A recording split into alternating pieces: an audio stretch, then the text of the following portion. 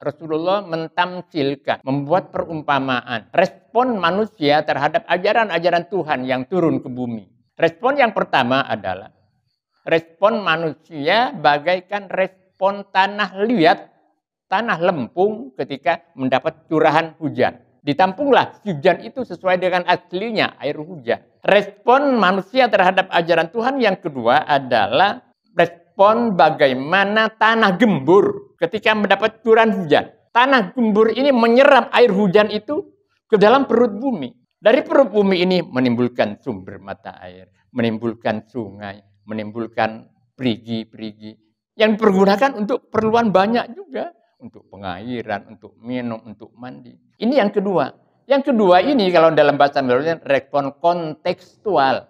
Jadi ajaran Islam yang turun diserap ke bumi Indonesia disesuaikan dengan lingkungan setempat di mana masyarakat Indonesia sejak dulu kan suka toleransi, suka saling memaafkan, suka saling silaturahim, berkunjung. Itu budaya-budaya di sini. Dan ini cara merespon seperti inilah yang kemudian muncul istilah Islam Nusantara. Islam Nusantara.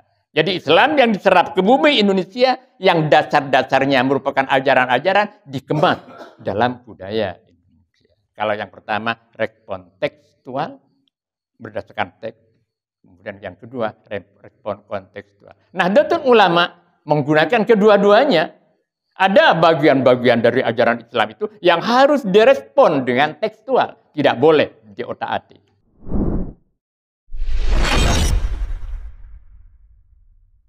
Bismillahirrahmanirrahim.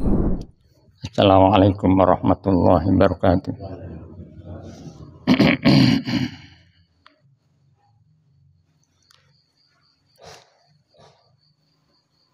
Tartil Al-Quranul Karim. Kita buka halaman 526.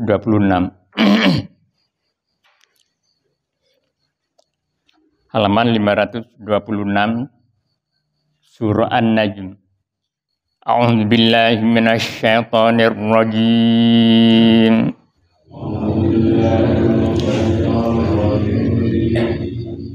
Bismillahirrahmanirrahim.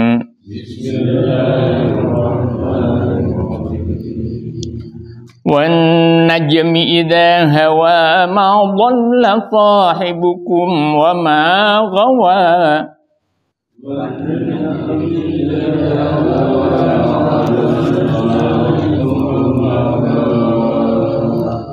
Wa ma yantiqu 'anil hawa in huwa illa wahyun yuha 'allamahu syadidul quwa dzu mirrah.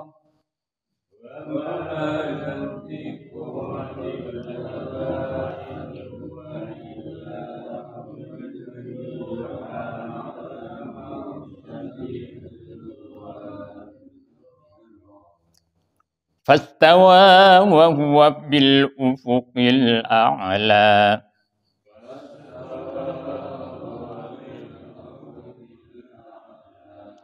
Thumma dana fatadalla fakana qaba qausaini aw adna.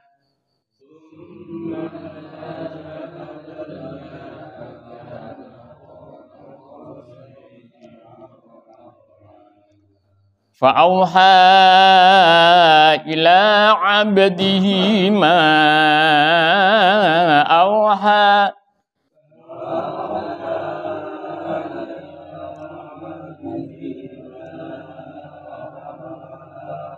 Ma kadzabal fuadu ma ra'a.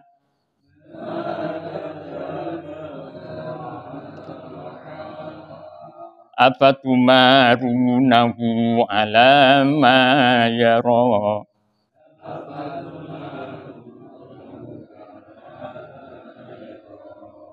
Walaqad ra'ahu nazlatan ukhra inda sidratil muntaha.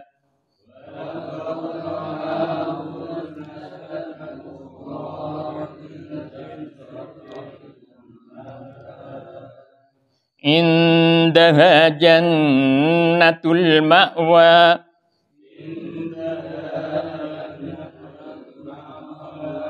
إذ يغشى السدرة ما يغشى ما زاغ البصر وما طغى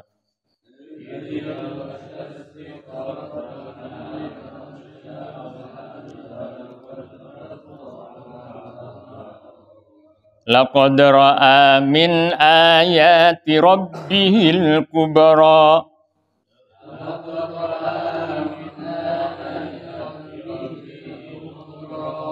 أفرأيتم اللات والعزى ومناة الثالثة الأخرى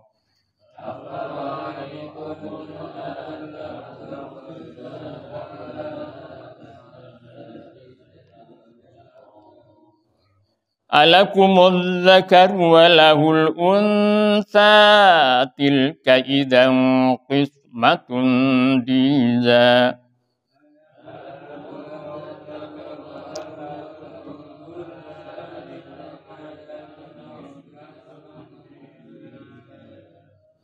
إن هي إلا أسماء سميتموها أنتم وآباؤكم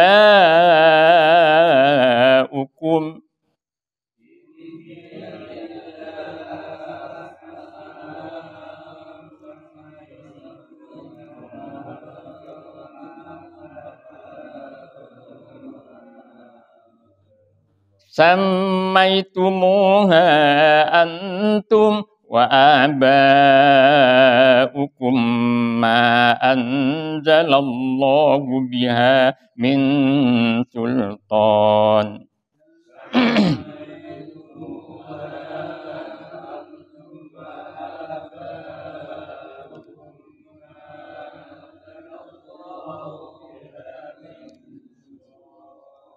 إن يتبعون إلا الظن وما تهوى الأنفس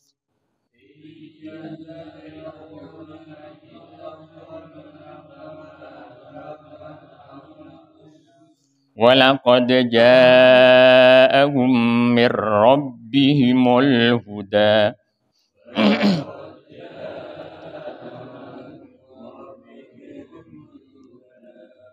أم للإنسان ما تمنى فلله الآخرة والأولى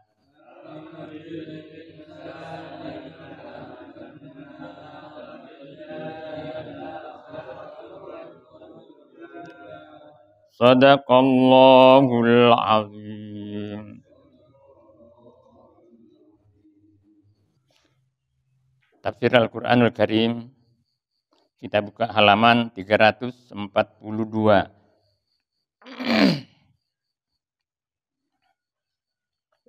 Halaman 342 melanjutkan surah Al-Mu'minun ayat 17.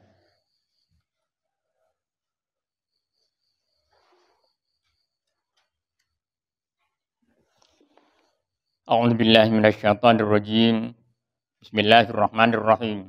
Alhamdulillahirabbil alamin. Wassalatu wassalamu ala asyrofil mursalin.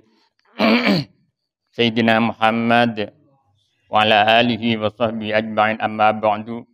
Fa inna asdaqal hadithi kitabullah wa khairul hadi hadi Muhammadin sallallahu alaihi wasallam wa syarrul umuri muhdatsatuha wa kullu muhdatsatin bid'ah wa kullu bid'atin dhalalah wa kullu dhalalatin finnar. A'udzu billahi minasy syaithanir rajim. Walaqad khalaqna fawqakum sab'a tara'iqa wa ma kunna 'anil khalqi ghafilin. Wa anzalna minas samaa'i ma'an biqadarin fa'askannahu fil ardi wa inna 'ala dhahabin bihi laqadirun. فأنشأنا لكم به جنات من نخيل وأعناب Lakum fiha fakihatun lakum fiha fawakihu katsiratun wa minha ta'kuluna wa syajaratan takhruju min turi sayna tambutu bidduhni wa sibghil lil akilin.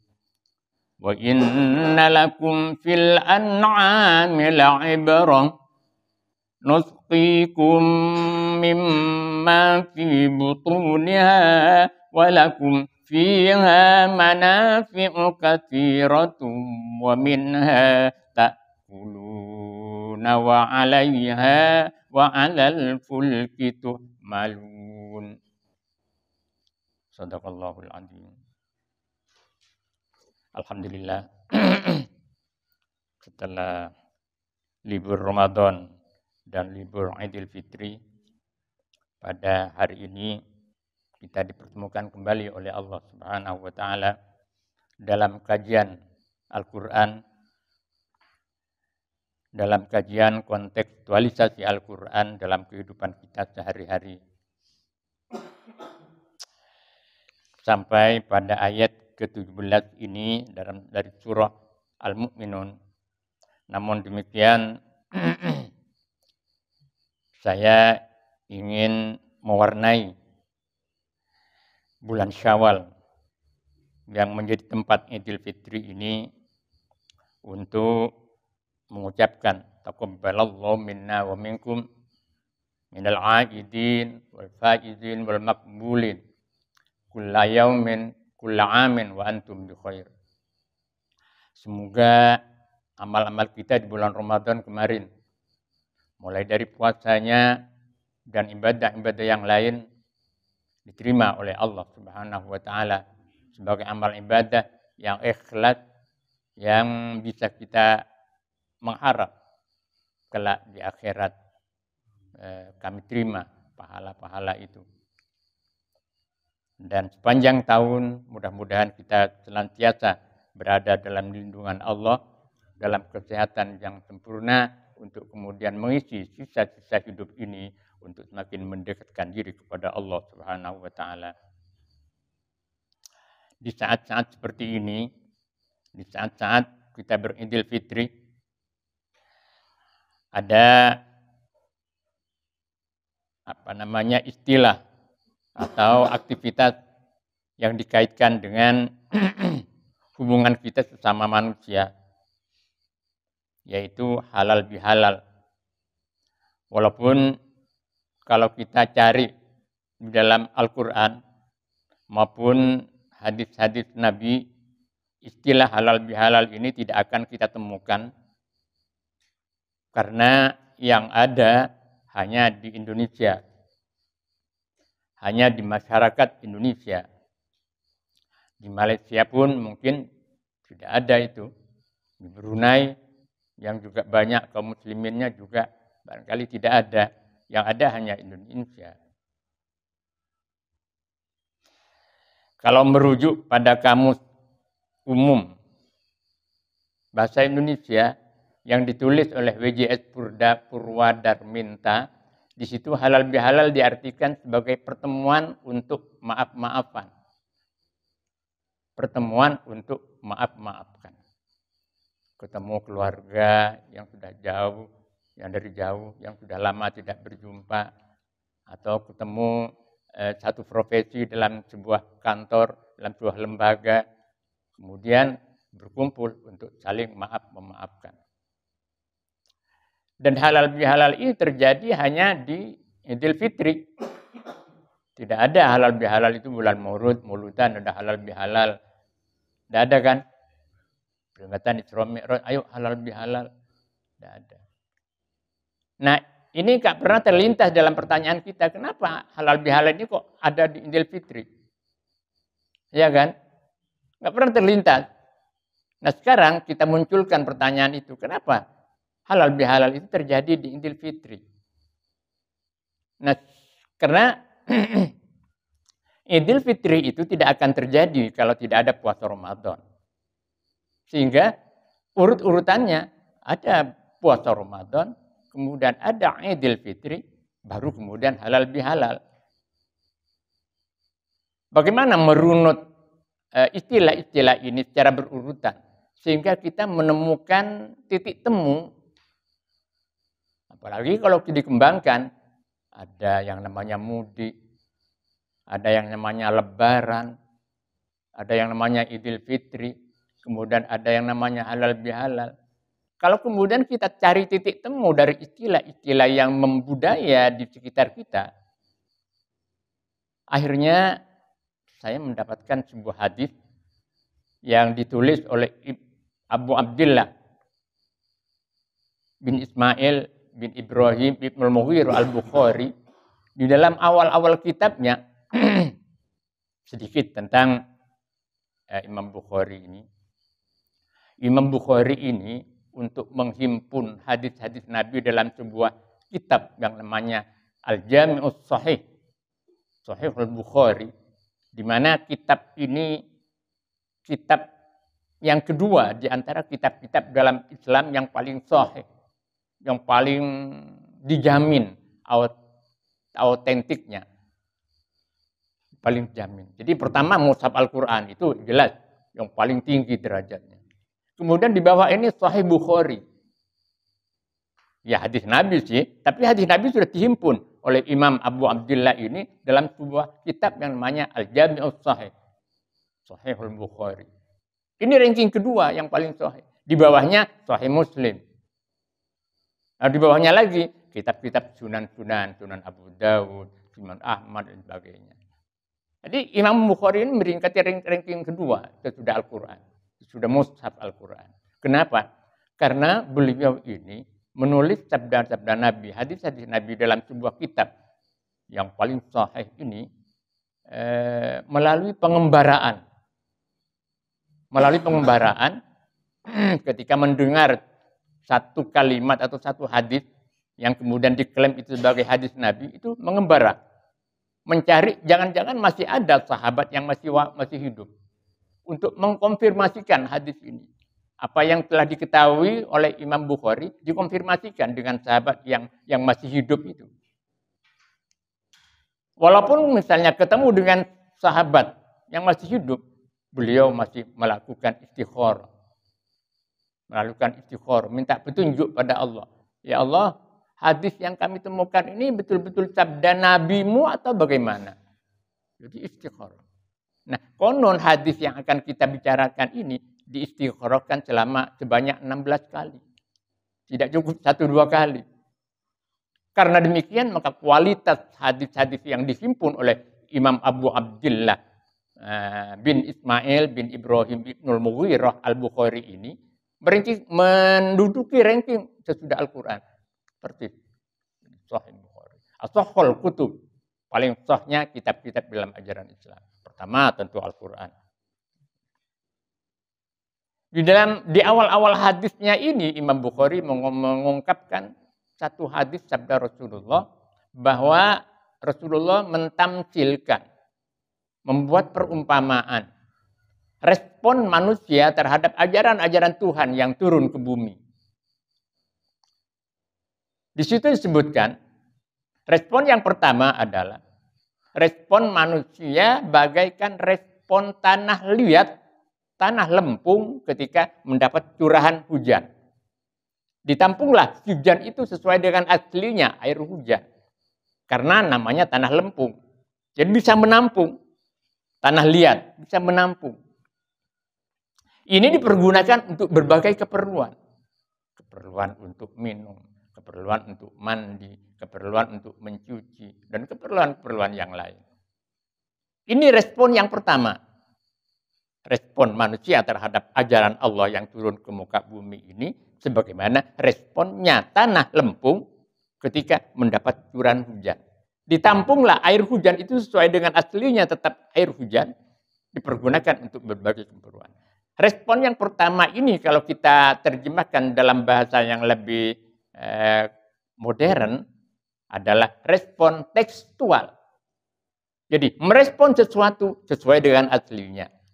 Ini biasanya dipergunakan oleh saudara-saudara kita di Muhammadiyah. Mereka meresponnya dengan respon tekstual. Kalau tidak ada teksnya, mereka tidak mau. Halal bihalal nggak ada, pajaman Rasul nggak ada. Halal bihalal itu pada zaman Rasul. Teksnya hadis-hadis juga nggak ada. Yang ada ajaran silaturahim, yang ada ajaran saling memaafkan. Yang ada adalah saling menyantuni. Itu ajaran-ajaran Islam. Halal bihalal nggak ada. Jadi kalau mereka, kalau tanpa ada dalil-dalil yang teksnya tidak jelas, mereka tidak mau melakukan itu. Selapanan misalnya, nggak mau mereka. Apalagi pelepasan haji, nggak mau mereka.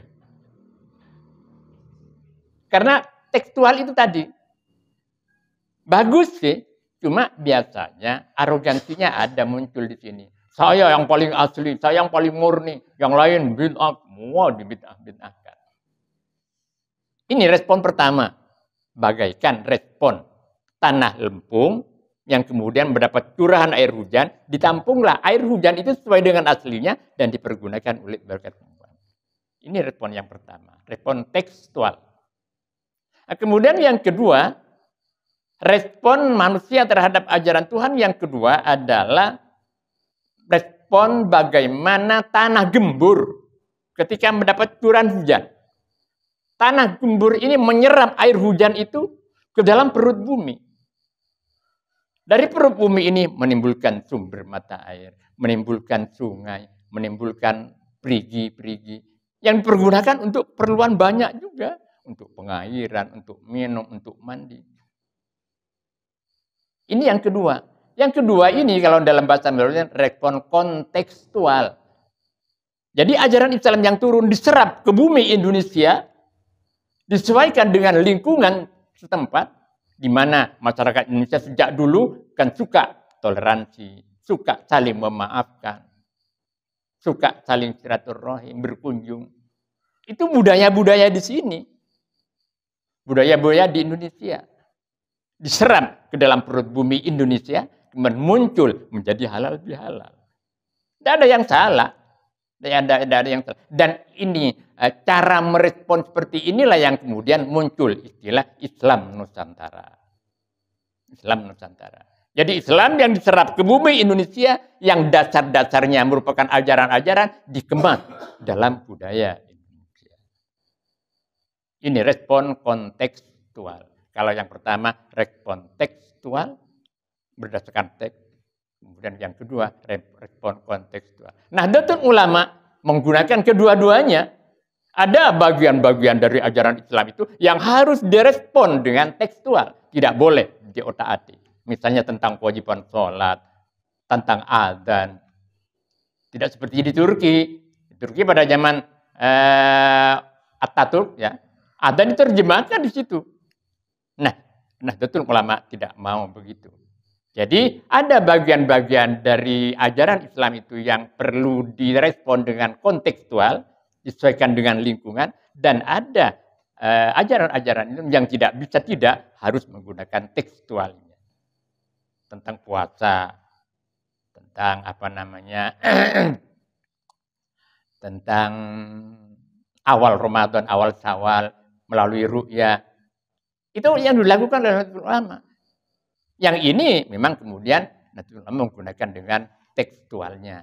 Karena oleh Rasulullah, sumu li ru'yatihi wa aftiru li ru'yatihi. Berpuasalah kalian karena melihat hilal, melihat tanggal, dan mukalah kamu, artinya berhari raya tanggal 1 Syawal karena melihat hilal. Itu tekstual. Ini diambil oleh Nahdlatul Ulama. Tapi yang kontekstual seperti halal bihalal ini dikontekskan dengan budaya yang ada di Indonesia. Makanya kan lentur. Nah, sehingga orang yang beraliran keras itu menilai seperti bunglon. Tapi sebetulnya tidak, karena landasannya seperti itu. Jadi menggunakan landasan sebagaimana respon tanah gembur. Tanah gembur itu tidak bisa nahan air, diserap ke dalam perut bumi. Tapi di perut bumi itu berkolaborasi dengan budaya setempat, kemudian bisa dimanfaatkan dengan berbagai. Nah, dasarnya tetap silaturahim. Kan di halal bihalal itu ajaran silaturahim, saling jabatan tangan, saling memaafkan. Kemudian yang ketiga, respon yang ketiga, ini yang tidak ada manfaat sama sekali. Bagaikan respon tanah padas. Jadi kalau yang pertama tanah lempung, yang kedua tanah gembur, kemudian yang ketiga tanah padat. Begitu air hujan turun, langsung ambiar turun semua, merusak lingkungannya. Terjadi banjir dan sebagainya. Jadi ada 3 respon. Apa terus saudara-saudara, kenapa harus di Idul Fitri? Sesudah puasa Ramadan, halal bihalal ini. Kok tidak di bulan Maulud? Kalau bulan Rabiul Awal. Nah, ceritanya begini. Ketika kita beridul fitri, berarti artinya Idul Fitri kembali ke fitrah. Kembali pada kesucian. Kita sudah suci dari dosa-dosa setelah berpuasa kemarin. Teksnya mana? Sabda Rasul. Rasulullah bersabda, "Man shoma Ramadhana imanan wa ihtisaban kharaja min dunubihi kayaumin waladathu ummu." Barang siapa yang berpuasa di bulan Ramadan seperti bulan Ramadan kemarin, didasarkan imanan, didasarkan pada iman, bukan didasarkan karena ingin diet, ingin ramping misalnya, karena ada kegemukan. Apa bahasa medisnya apa? Kegemukan apa? Oh, obesitas ya. Apa obesitas? Oba. Oh iya. Obesitas ya. Ya, kegemukan kemudian puasa. Bukan karena itu, tapi semata-mata karena ada perintah Allah, percaya pada Allah, pada kekuasaan Allah. Wahtisaban dan menghitung-hitung banyaknya pahala kebaikan di bulan Ramadan. Orang yang seperti itu, kharaja min dunubihi, orang itu keluar dari dosanya, kayamin waladat ummu. Bagaimana anak yang baru lahir pada hari dia dilahirkan dari kandungan ibu. Bersih. Nah, dosa. Ya tentu bersihnya itu bertingkat-tingkat sih, sesuai dengan kualitas puasanya. Tapi itu sabda Rasul seperti itu. Nah, terserah, apa kita mau mengklaim sudah bersih, ya terserah. Nah, cuma teksnya seperti itu sabda Rasul. Pertanyaannya sekarang, dosa-dosa yang dihapus gara-gara puasa Ramadan kemarin itu sudah seperti apa? Jawabannya adalah dosa-dosa yang berkaitan dengan Allah semata. Dosa-dosa dengan sesama manusia, Allah tidak intervensi, tidak ikut campur. Kalau ada si A mengambil barangnya si B, gara-gara puasa kemarin terus dibebaskan, enggak, tetap dosa itu. Kalau kemudian ada yang tetangganya tidak pernah bisa tidur enak, karena selalu diomongin, selalu dicaci, selalu diganggu. Apakah terhapus dosanya gara-gara puasa Ramadan kemarin? Tidak, tetap dosanya itu. Nah, dosa-dosa di antara sesama itulah yang kemudian kita minta maaf pada halal bihalal itu.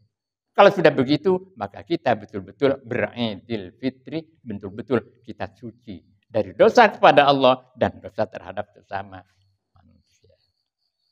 Paham kan? Nah, inilah kenapa halal bihalal dan kenapa halal bihalal itu ada di Idul Fitri, kok tidak di bulan Maulud? Karena di Idul Fitri itu diawali dengan puasa Ramadan, di mana dengan puasa Ramadan dosa-dosa kita, hubungannya dosa kepada Allah diampuni oleh Allah Subhanahu wa taala. Tapi tidak demikian dengan dosa-dosa sesama manusia. Nah, dosa sesama manusia itu digelentrehkan, dihapus lewat kegiatan silaturahim, saling memaafkan dan halal bihalal itu. Nah, inilah Bapak. Kenapa seperti itu?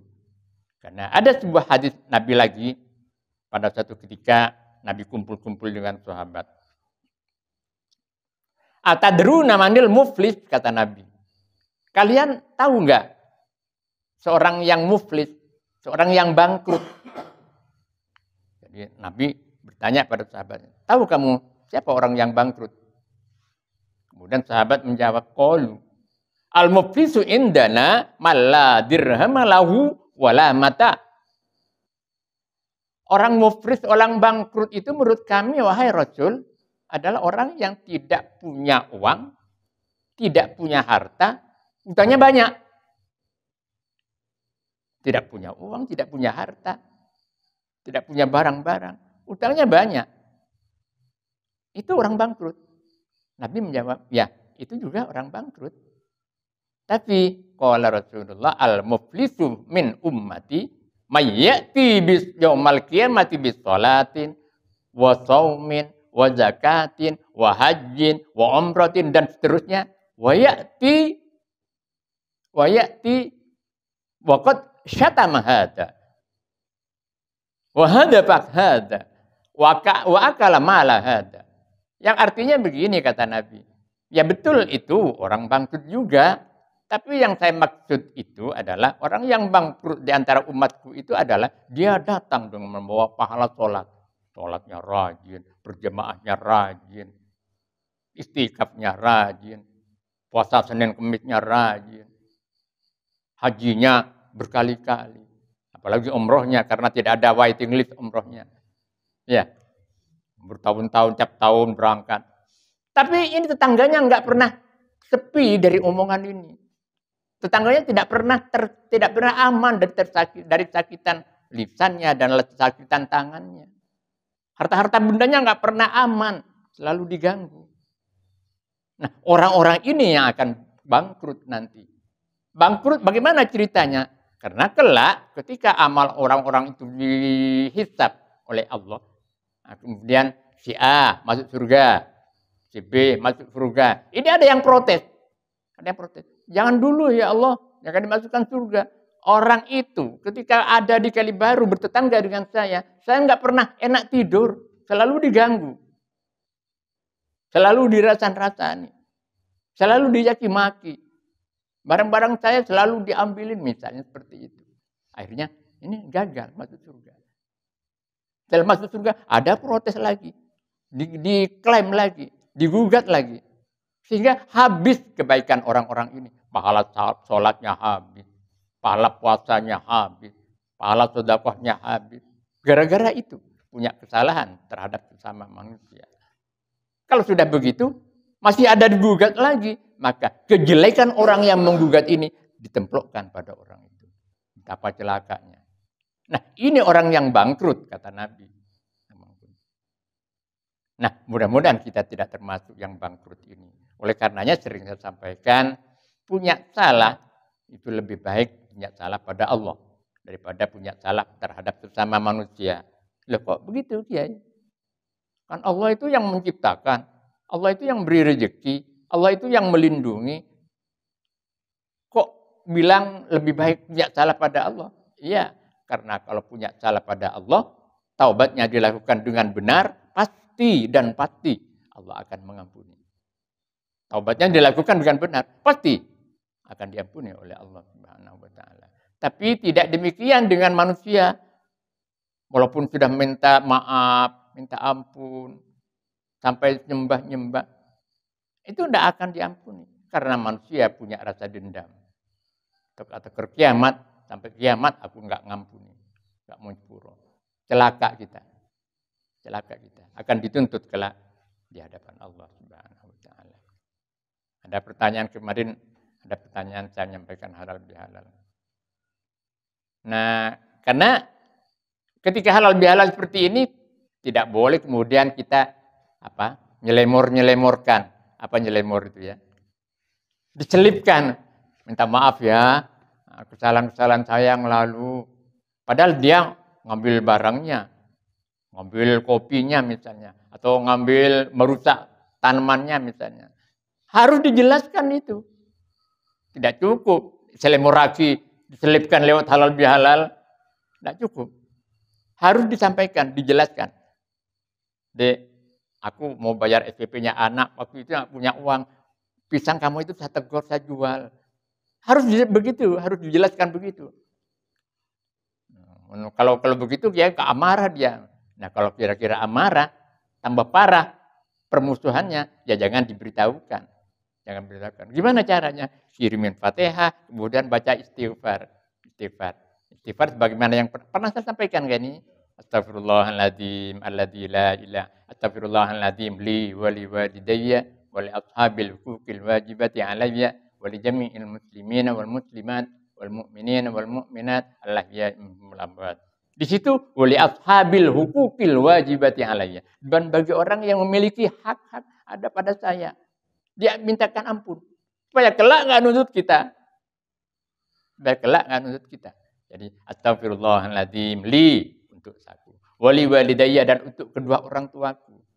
Wali ashabil hukukil wajibati alayya dan bagi orang-orang yang memiliki hak ada pada kita. Wali jami'il muslimin wal muslimat wal mu'minin wal mu'minat lahiyat melamar.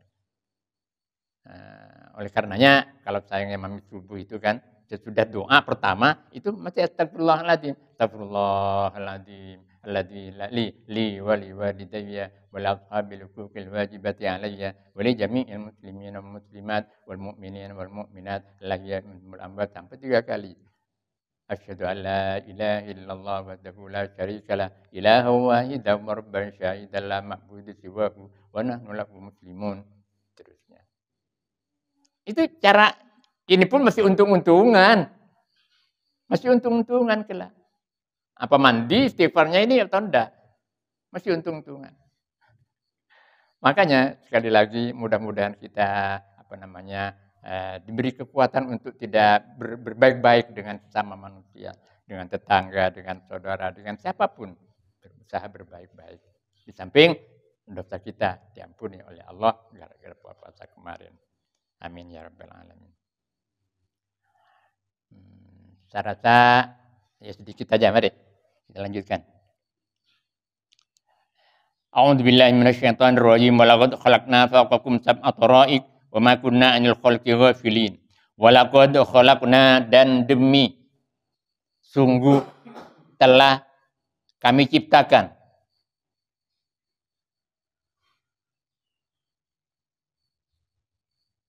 fawqakum di atas kamu sab'a tara'iqa 7 jalan.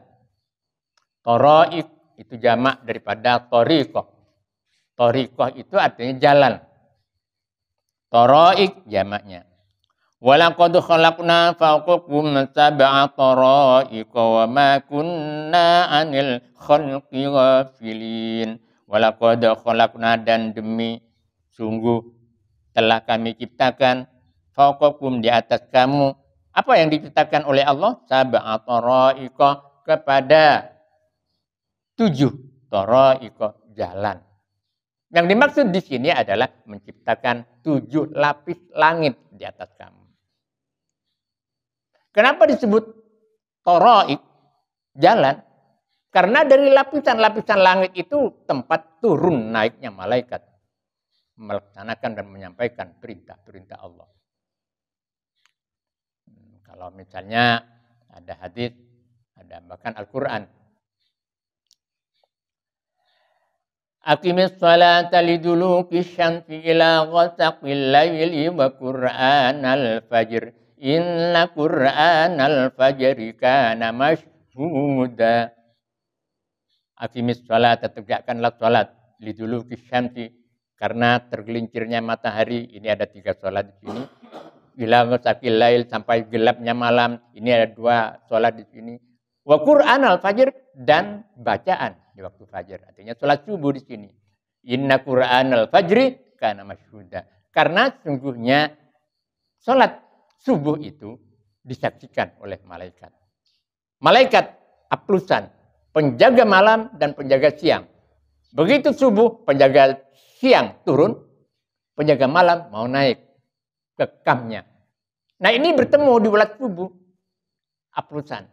Bagaimana pas pampres itu, penjaga malam dengan penjaga siangnya kan lain. Itu aplusan. Malaikat juga begitu. Datang dan turun pada turunnya lewat itu. Tara'iq jalan-jalan. Ini satu di antara beberapa pemahaman yang diambil oleh ulama mufassir. Wa ma kunna 'anil khalqi ghafilin. Wa ma kunna dan tidak ada kami, kata Allah, 'anil khalqi dari semua makhluk. Ghafilin, yaitu lalai. Kami tidak pernah lalai terhadap makhluk-makhluk aku yang menciptakan. Tidak pernah lalai. Baik itu makhluk ciptaan-ciptaan Allah yang ada di langit maupun yang ada di bumi. Maupun yang ada di antaranya. Antara langit dan bumi. Yang di langit misalnya kami tidak lalai. Kalau kemudian matahari atau bintang itu turun mengenai manusia, apa yang akan terjadi kira-kira? Kalau oleh Allah tidak ditahan. Kalau oleh Allah tidak diatur sedemikian rupa. Sehingga tetap berjalan pada garis orbitnya, garis edarnya. Dan kemudian tidak jatuh mengena manusia. Mengena apa yang ada di bumi. Dan begitu saja ya, pula yang ada di bumi.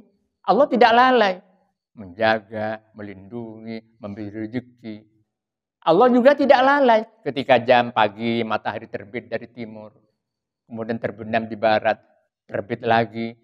Itu karena Allah tidak pernah lalai memikirkan kesejahteraan dan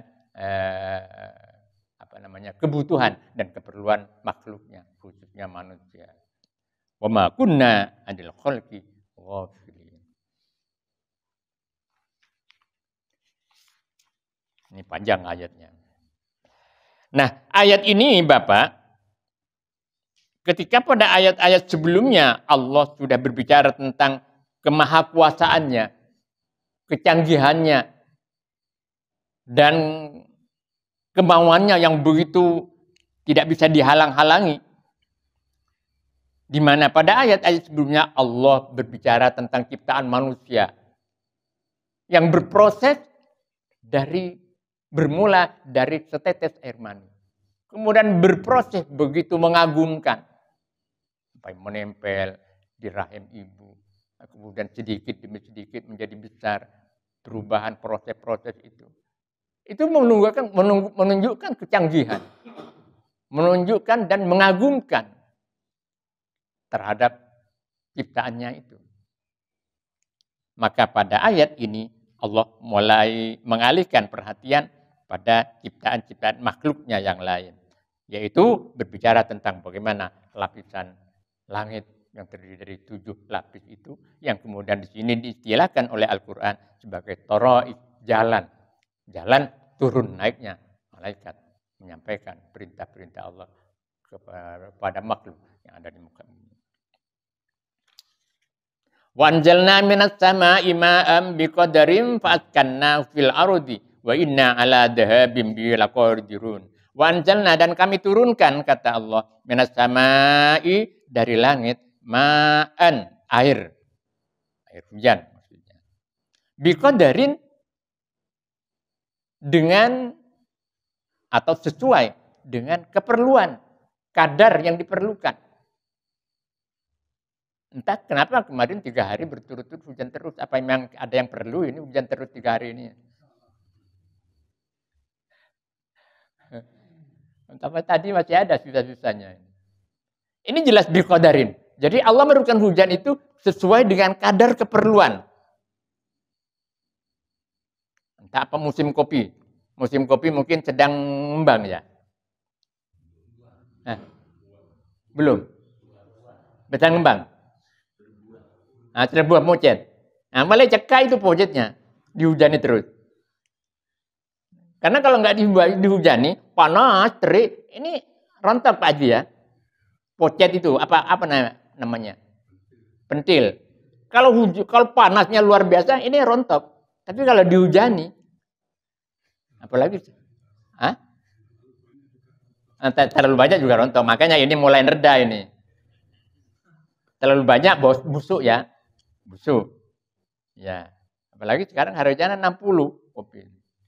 60.000. 60.000. Ya, mudah-mudahan kasihan petani-petani ini. 3 tahun ini rupanya tipis hasilnya.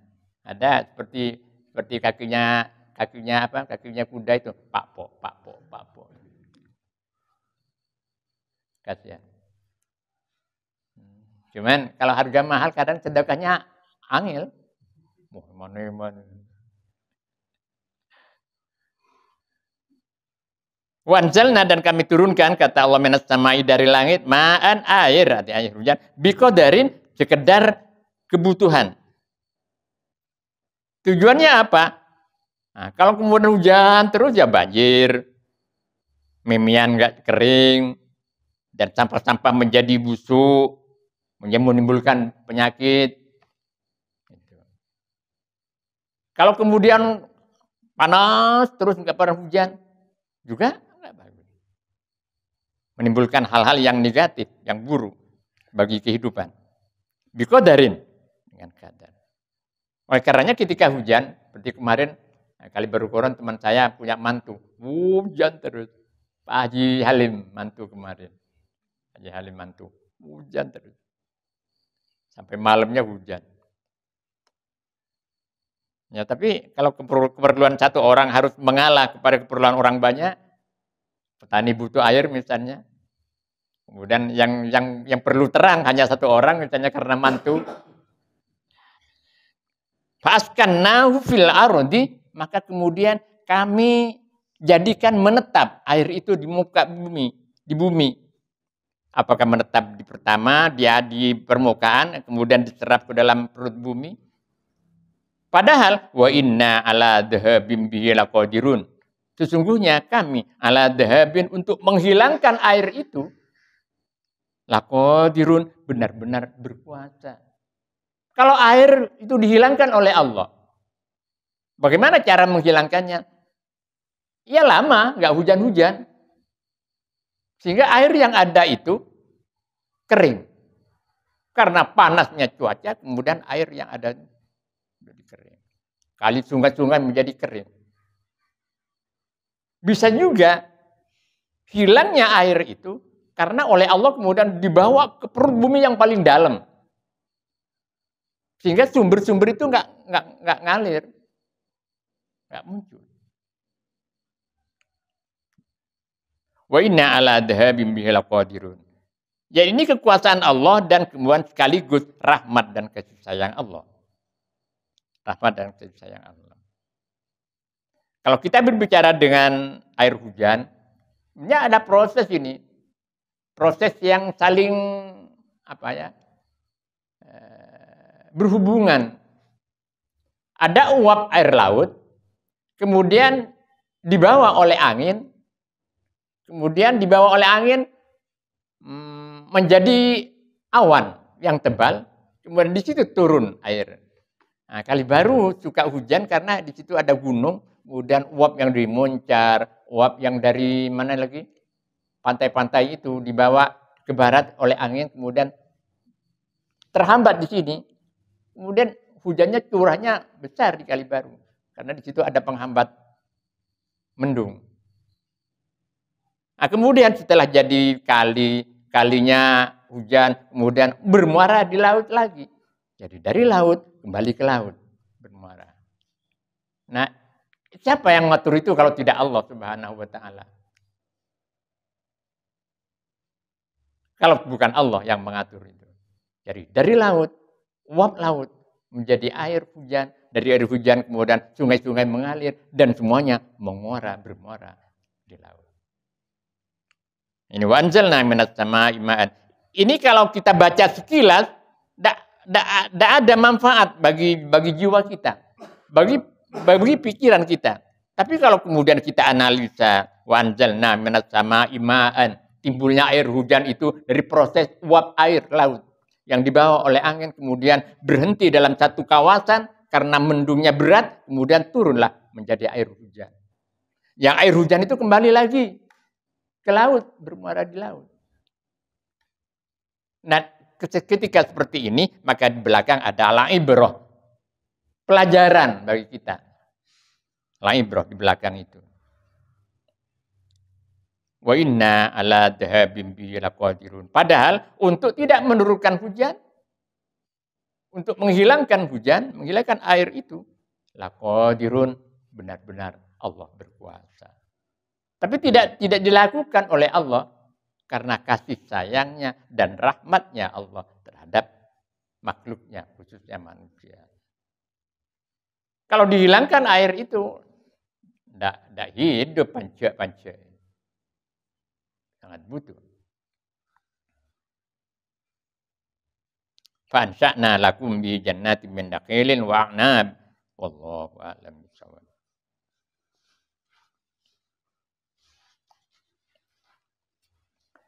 Kalamun qadimul la yamullu sama'uhu tanazzaha an qawlin wa fi'lin wa niyyah.